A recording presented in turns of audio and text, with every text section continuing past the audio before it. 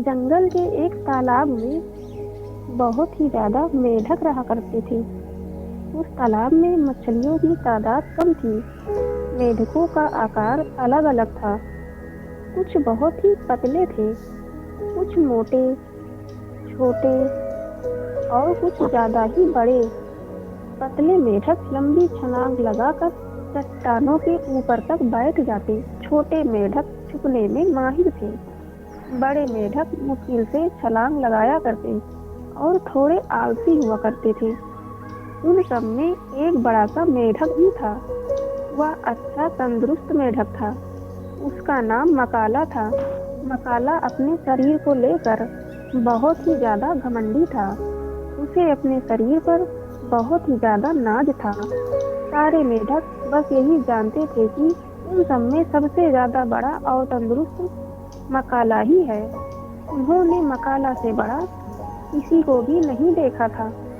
मकाला दिन भर बैठकर बहुत सारे कीड़े मकोड़े और मक्खियों को खाया करता। मकाला के 4 छोटे छोटे बच्चे भी थे जो अन्य बच्चों के साथ खेला करते। एक दिन बच्चों ने मिलकर सोचा वे सब मिलकर इस तालाब से निकलकर कहीं और जाएंगे। उन्होंने वैसा ही किया। सब निकलकर पास में भ्रमण करने लगे। चलते चलते उन्हें एक छोटा सा तालाब दिखाई दिया। उस तालाब का पानी बहुत ही साफ था और उन सब ने उस तालाब में डुबकी लगाई। वह सब एक दूसरे के साथ खेल रहे थे। वहाँ वे खूब मजे कर रहे थे। तभी अचानक आसपास की चीजें हिलने लगी। एक भयानक आवाज उनकी ओर आ रही थी, जिसकी वजह से वे सारे के सारे बच्चे डर गए और उस छोटे से तालाब से निकलकर पत्थरों के पीछे छुप गए। लेकिन उनमें से एक छोटा मेढक वहां से नहीं निकल पाया। वह फिसलकर उसी तालाब में गिर गया। तभी उस तालाब में बड़ा सा बैल आया। उस बैल को आता देख वह बच्चा रोने लगा और उससे कहने लगा, रुको रुको, मुझे मत मारो, मुझे माफ कर दो। मैं तो यहाँ बस खेलने आया था, मुझे मत मारो। उस बैल ने छोटे मेढक की बात सुनी और उससे कहा, मैं तुम्हें क्यों मारूंगा? मैं तुम्हें नहीं मारूंगा। मैं तो यहाँ पानी पीने आया था और मैं मेढकों को नहीं खाता। उस बच्चे ने बैल से पूछा, तो फिर तुम क्या खाते हो?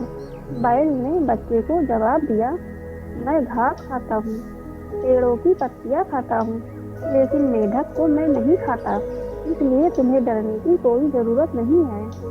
बाकी मेढक बच्चे पत्थर के पीछे छुपकर इन सब चीजों को देख रहे थे।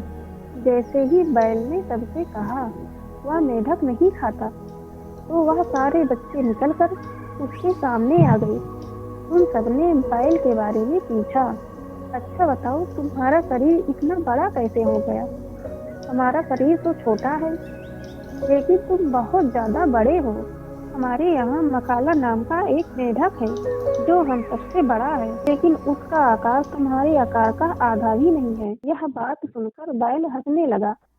तुम मुझे देखकर सोच रहे हो कि मैं सबसे बड़ा हूँ, लेकिन ऐसा नहीं है।